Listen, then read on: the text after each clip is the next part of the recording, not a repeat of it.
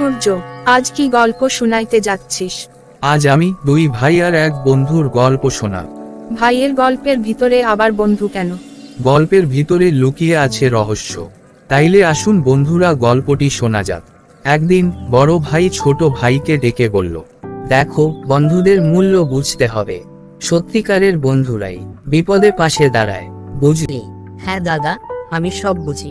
অর্ণবের যে বন্ধু ছিল তার কি হলো? অর্ণবের ছোট ভাই অর্ণব আর রাহুলের বন্ধুত্ব নষ্ট করার চেষ্টা করে।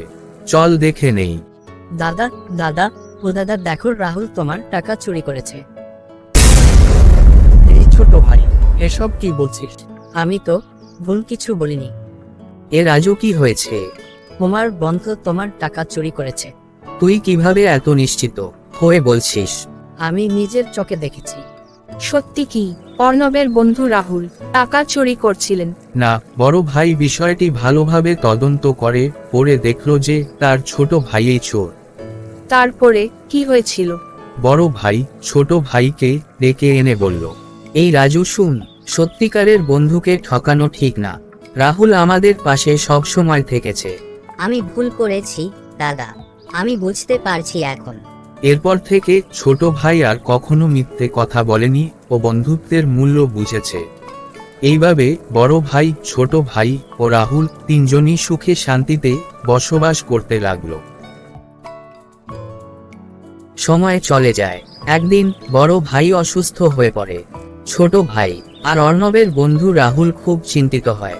রাহুল তখন অর্ণবের ছোট ভাইয়ের পাশে থেকে অর্ণবকে যত্ন নিতে শুরু করে। অর্ণব আর রাহুলের বন্ধুত্ব আপন ভাইয়ের থেকে কম না। হ্যাঁ, ঠিকই ধরছিস। তারপরে কি হয়েছিল বল? তারপর আবার কি? অর্ণব সুস্থ হয়ে রাহুলকে বলল, রাহুল, তুমি সব সময় আমাদের পাশে থেকেছ। আমি বুঝতে পারছি, সত্যিকারের বন্ধুরা এরকমই হয়।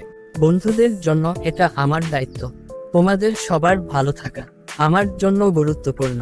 আমাদের বন্ধুত্ব সব সময় এমনই থাকবে।